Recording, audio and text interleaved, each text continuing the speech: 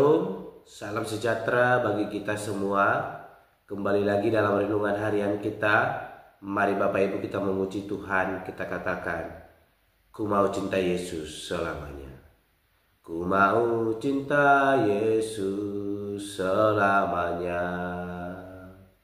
Ku mau cinta Yesus selamanya.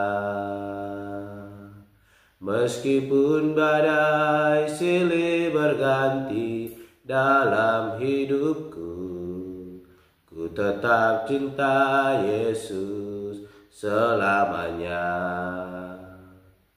Ya Aba, Bapa, ini aku anakmu, layakkanlah seluruh hidupku.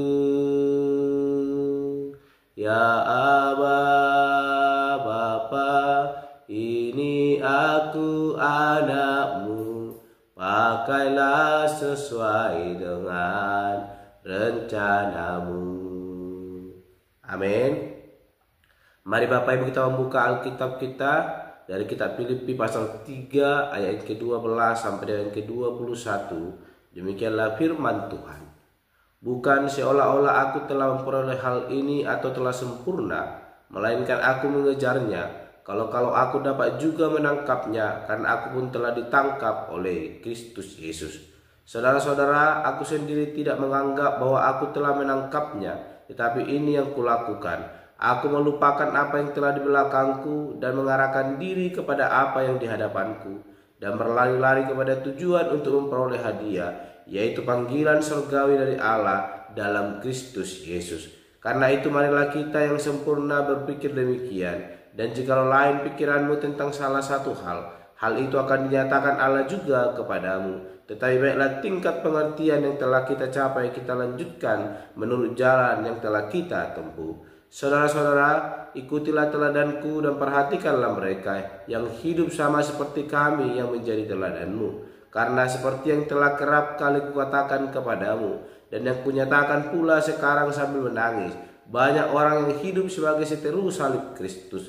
Kesudahan mereka ialah kebinasaan, Tuhan mereka ialah perut mereka, kemuliaan mereka ialah aib mereka. Pikiran mereka semata-mata tertuju kepada perkara duniawi, karena kewarganegaraan kita adalah di dalam surga, dan dari situ juga kita menantikan Tuhan Yesus Kristus sebagai juru selamat yang akan mengubah tubuh kita yang hina ini sehingga serupa dengan tubuhnya yang mulia menurut kuasanya yang dapat menaklukkan segala sesuatu kepada dirinya.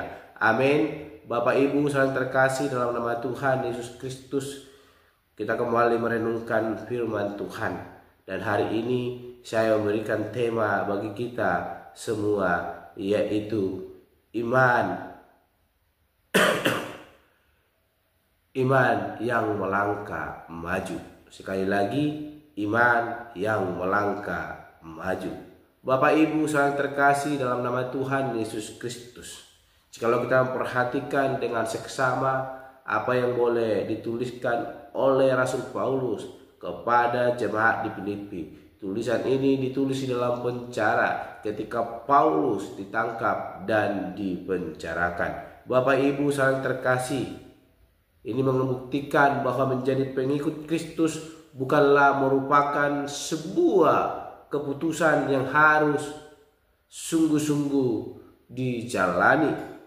Bapak Ibu, demikian juga bagi Rasul Paulus, di mana dia memiliki kejayaan dan kemuliaan di masa lalu, tidak lagi bernilai karena pengenalan akan Kristus. Dia berkata bahwa apa yang dahulu dianggapnya bernilai, sekarang itu menjadi sama seperti sampah jika melihat di ayat 7 sampai dengan 8. Dan mengapa Paulus mengungkapkan hal ini? Dia sedang memperingatkan jemaat Filipi untuk berhati-hati terhadap anjing-anjing atau pekerja-pekerja yang jahat dan penyunat-penyunat yang palsu, di mana orang itu menekankan hidup keagamaannya secara lahiriah semata, namun orang-orang yang demikian melakukan ibadahnya secara ritualistik dan legalistik. Bapak Ibu, Mereka ini perlu diwaspadai karena ada di dalam jemaat dan berpotensi menyesatkan kerohanian jemaat. Sehingga tema kita berkata iman yang melangkah maju. Itu membawa kepada kita supaya kita boleh memakai kesaksian hidup daripada Rasul Paulus, yang dimana dia menasihati jemaat Filipi. Dia berkata bahwa dulu segala kemegahan lahiria seperti itu dianggapnya keuntungan, namun sekarang tidak, karena pengenalannya akan Kristus itulah yang diingininya. Bapak Ibu yang terkasih, pesan ini tadi saya katakan ditulis di dalam penjara. Sekiranya Paulus tetap mengingini kejayaan dan kemuliaannya dulu, dia tidak akan masuk ke dalam penjara. Malah sebaliknya, dia memasukkan orang ke dalam penjara. Dia menganiaya orang-orang, namun sekarang dia dimasukkan ke dalam penjara dan dia yang teraniaya. Paulus dengan tegas menyatakan imannya dan terus mengarahkan pandangannya ke depan, bahkan berlari untuk memperoleh hadiah, yaitu panggilan surgawi dari Allah dalam Kristus Yesus. Bapak Ibu yang terkasih, sikap Paulus ini tidak mudah untuk diteladani.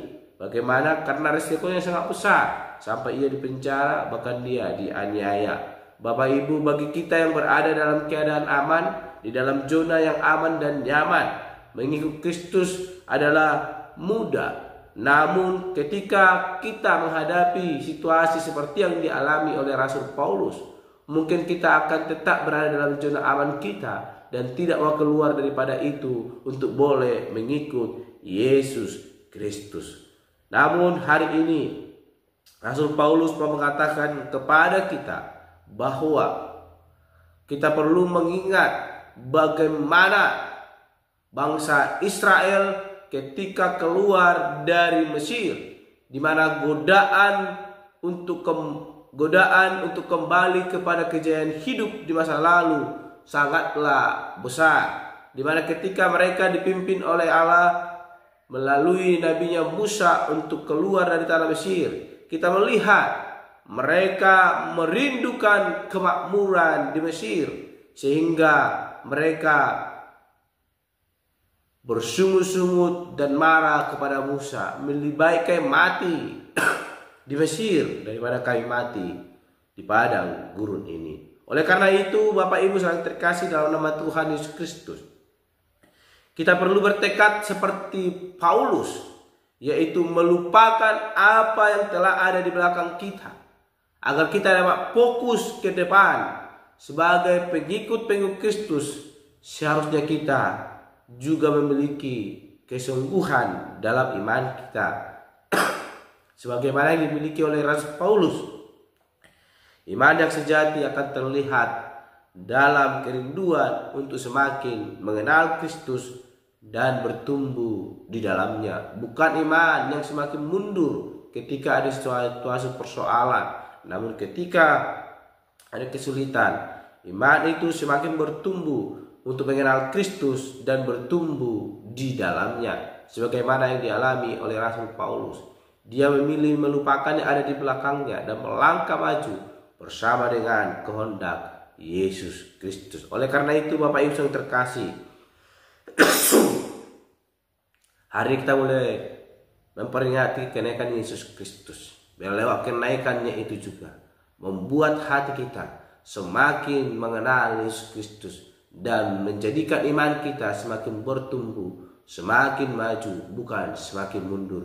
Dan kita boleh hidup menjadi orang-orang yang melakukan kehendak Tuhan.